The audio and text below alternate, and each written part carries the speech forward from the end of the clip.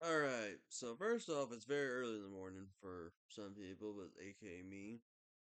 But I'm gonna be completely honest with you guys here, as my cat tries to distract my face. This is the third time I tried to record this video. We did a live comment first.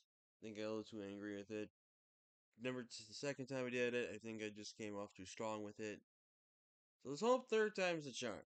We're taking on the VGC Ments, aka Ments, the coach of the New York Phillies. I've never taken on Ments before, so this should be a really good battle. I'm really hoping for a very good match. They have a team of Greninja, Latios, Excadrill, Mimikyu, Terra Moltres, Quillfish, Terra, Thundurus, Therian, and Blaziken. But when I originally prepped for this team, it had Pheasantipity and Shaman over Quillfish and Mimikyu.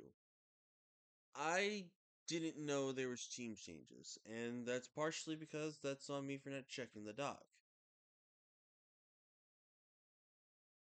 And just a quick reference for everyone, I build these teams roughly a week or so, potentially, depending on if I actually do it on Monday or something. So, and these changes were made on Sunday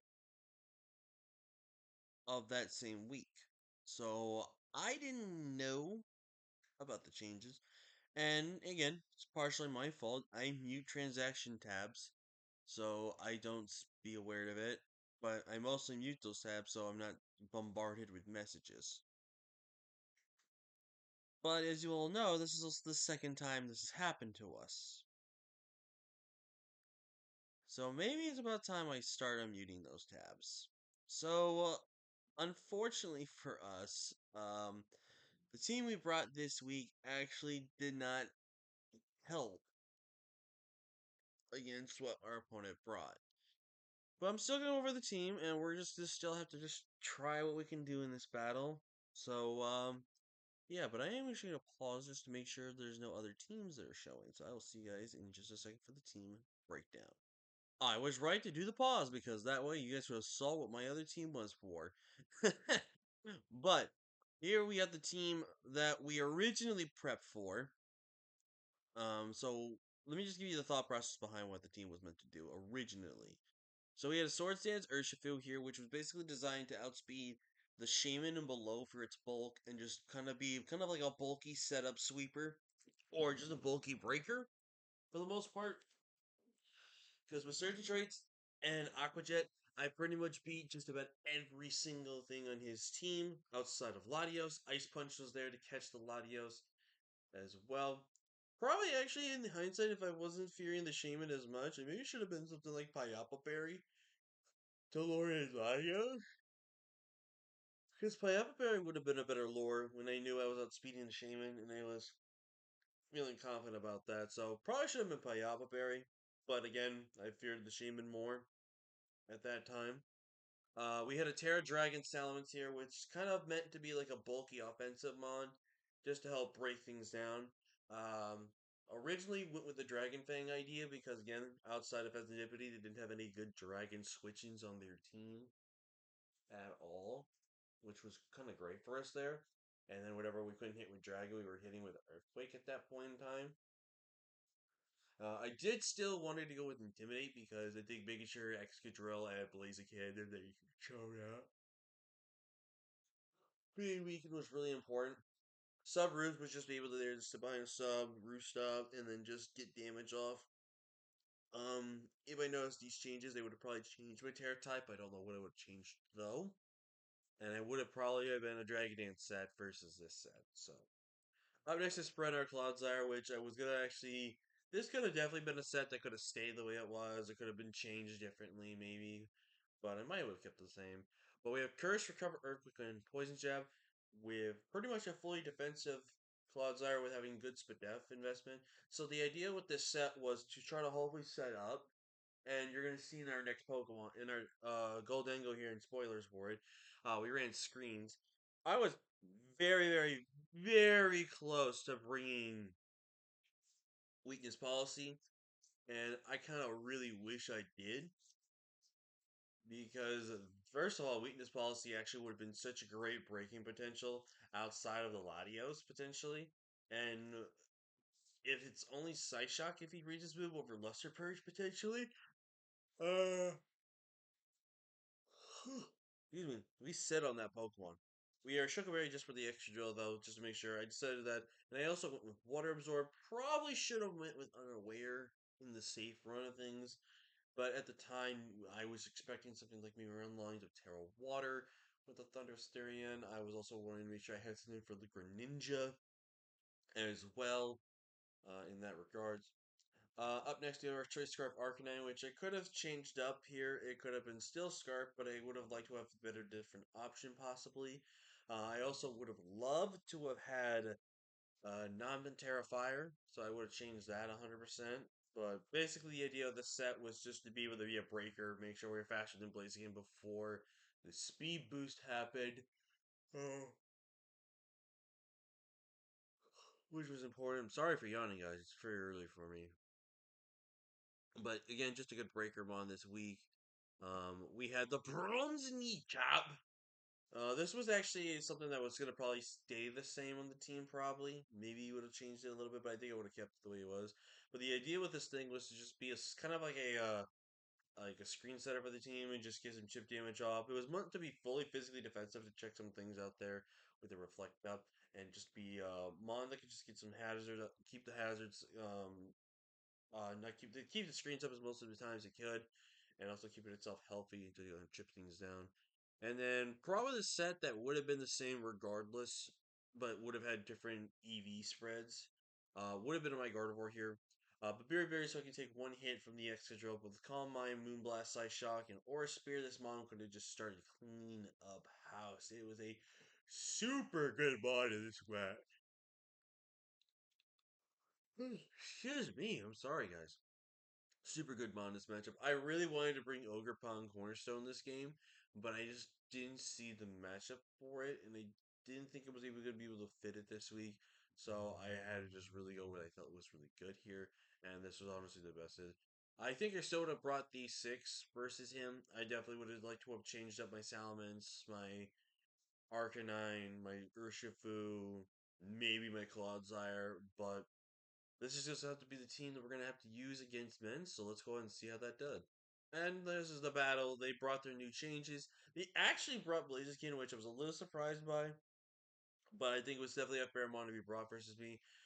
There was no Greninja, and there was no Thunder Starion, which really, really, really surprised me. Thunder Starion, I really thought was going to come this week because I think it had a really good Terra matchup into my team. Latios coming actually was a little bit surprising. I felt a little surprised that Latios came this week. I didn't think this was a really good Latios matchup, in my opinion. But they brought it. But Excadrill made sense. Moltres came and it was Terra Steel. Which, looking at my team, I don't know why you bring Terra Steel. It makes you weak to Earthquake, makes you weak to Arcanine, makes you weak to Urshifu in terms of fighting coverage. Like, I'm quite curious to understand. Like, I guess Steel was supposed to be like a defensive typing for Gardevoir, which I guess makes sense since your Excadrill is more of a physical defensive one than especially defensive. But I don't know. A little weird on my end there. Obviously, he can probably let me know in the comments if he wants to make if he makes a comment on the video. But here we're gonna make the noise here, and yeah, as you can see, I make a comment here. He felt like my matchup. He liked the matchup into him. Now, quick little note here. Mence did not know that I prepped a week in advance for this battle because originally we were going to play on Thursday, but he had some spare time on Tuesday during his work schedule. And first off, shouts to Mence for being a cooperative guy with times. He was one of the easiest people I've ever scheduled with. Super chill guy, definitely a great person. And so we get this battle started, and he said he still liked it, and he said the changes weren't significant. I think the changes become significant when you don't know about them. And obviously, he never knew that I prepped like a week ago or something like that. He probably assumed when I scheduled him that I had built the team knowing his changes. And that's honestly just was probably a mistake on both our ends. Like, he made a mistake assuming that I built this team on Monday, the week we were playing. And obviously, it was on me for not checking the doc. So. It's a little bit more of where the matchup's now more different here. And probably on paper, my matchup still was pretty good, but it wasn't as good with the team I had, though. But we're gonna have to rock with it here. So we go with my Gardevoir here. I'm gonna go ahead and just go for our Calm Mind here. I do reveal that I am faster, which is actually good, which tells me this is no speed Moltres. In comes the Blaziken here. Now, this was a really good play by him to click Protect here because he was basically going to make sure you got the speed boost to try to knock me out here. But I go into my Salamence here, and if I really had Dragon Dance, this would be super great for me right now. But I'm going to go ahead and click that Earthquake here. He reveals to be Citrus Berry, and he goes that, and he learns Roar. Can we also just talk about this? How does this bird learn Roar? It's not a like it shouldn't roar. Now, don't get me wrong. When it's crying, it sounds like it's roaring, but it should not roar. It's not a roaring Pokemon. It needs beak screech. That looks like Roar. But he goes by Bronze Kneecap here. I'm going to actually take a risk here and go for a Light Screen here. As he goes for the extra drill. Probably should have made a prediction there and went for the Reflect there potentially. But in comes the Mole Man here. And we're in with our Salamence now. So I'm going to go ahead and go for that substitute again. I should have. In this play, there was definitely a play where I should have just Earthquake for two reasons. One, I should have Earthquake. And two, this should have been my Terramon. So I should have been going for the Terra right here, arguably. But I should have not clicked sub there. I think looking back at it, that play was really bad on my end. I should have always just clicked Earthquake, or Terra to that point. So once I saw Rocks up and I knew this was gonna be a mon that I needed to keep healthy, I should have Terra this Pokemon at any point in time. So I should have done that. I really should not have subbed. I should have just Earthquake there. But we Earthquake now to break the disguise. But really good prep there with the red card here, as you're about to see him do him here, and get into my Gardevoir, which was one of the best case scenarios for him. So now I'm forced to go into my Clodsire here, as he goes for the Shadow Claw here. Now I make a really good prediction, go for that Poison Jab, knowing that he had the Air Balloon in the back. We get a crit, which doesn't I don't think matter too much. Unfortunately, no poison. He goes for the Flare Blitz, which is 48% to me. And I believe based off that damage, it was adamant.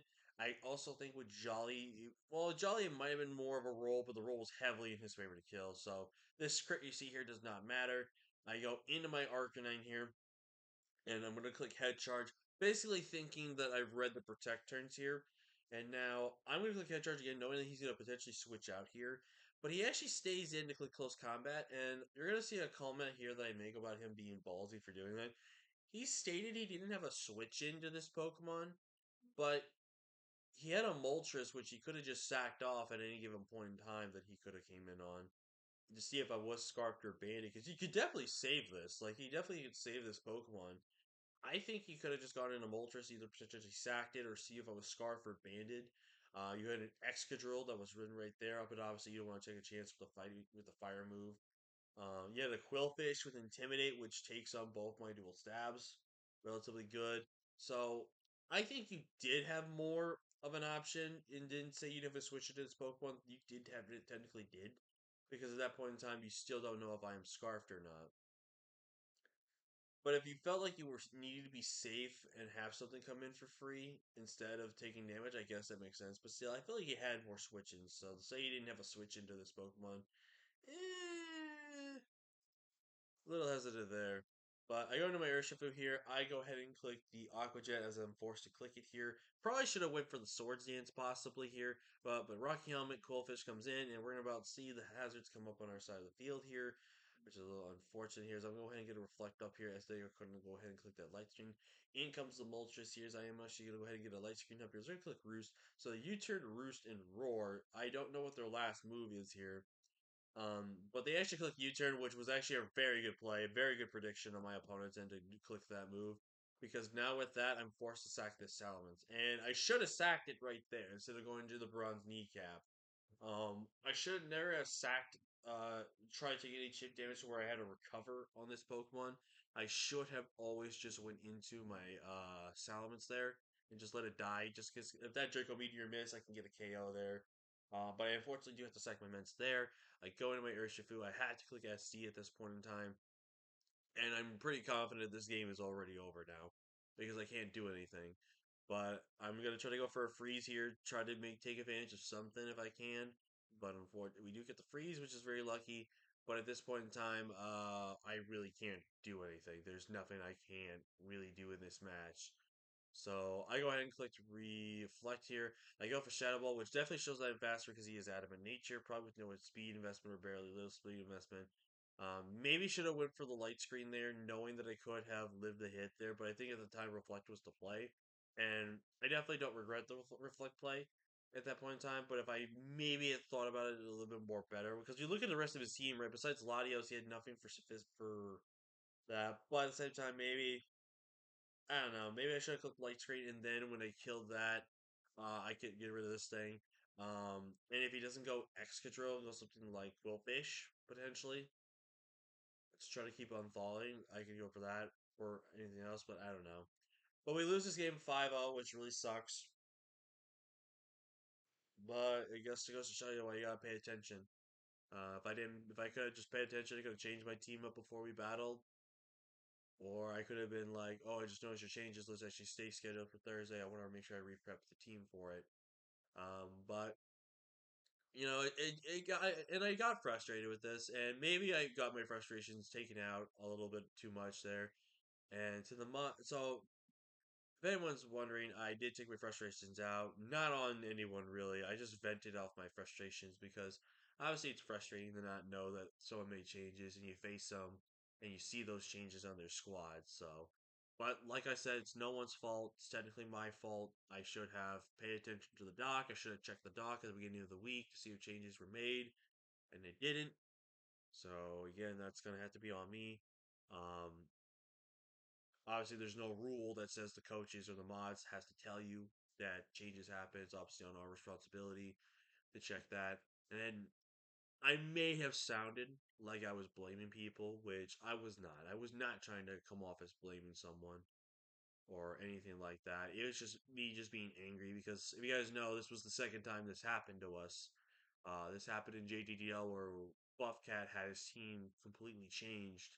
Well, not completely changed, but like enough changed to where I wasn't aware of because I prepped the team when he did not play his game yet, and apparently he must have made those changes before he played his game or after he played his game or something like that. But again, when I prepped the team was the same, and then when it came to battling, his team was completely different. So I think it's just one of those things where it sucks prepping for a team when you already have it, and then they want to make changes. But I guess I'm just going to get more better at paying attention to the doc or paying attention to the free agency chats. So I don't have this happen again because this happened within like a month, which made this even more frustrating to me. Which again made my anger go out there. So if any of the mods and admins took offense to that anger outburst, let me know that well, no, let me. I just want to let you guys know that I apologize. It wasn't meant to take it out on you guys. I was just really angry in the moment. At the end of the day, it's my fault for not checking. I need to take that responsibility and I need to move on with it. But yep, so unfortunately for us, we're 1-4 minus 12 now. So, and the reason why we're minus 12 is because in this rule, in this league, you get a -6 for a forfeit loss, which I think in my case, it should have been a -3. Also, -3 is the better one. I don't know why we're doing -6. I think that's low key kind of a dumb rule, but that's just me. So, in order for us to make playoffs, we now have to win out, and we need to win out at least 5 or higher. And if we just lose, then, well, I'm just going to bring fun stuff for the last 2 weeks for you guys. So, we're going to still give it our all and give it our best. But if we don't, then, it's just another season where I can't make playoffs in this league. It's going to be feeling like the RGBL all over again, where hacks and RNG plays a factor or something happens. So, we're just gonna try to bounce back as best we can next week and just hopefully pick up a W and we'll just see what happens. But yeah, thank you all for watching. Like, comment, share, and subscribe. And let's hope that we can have a good rest of the season. But with that being said, thank you all for watching. And I'll see you guys next time. Peace.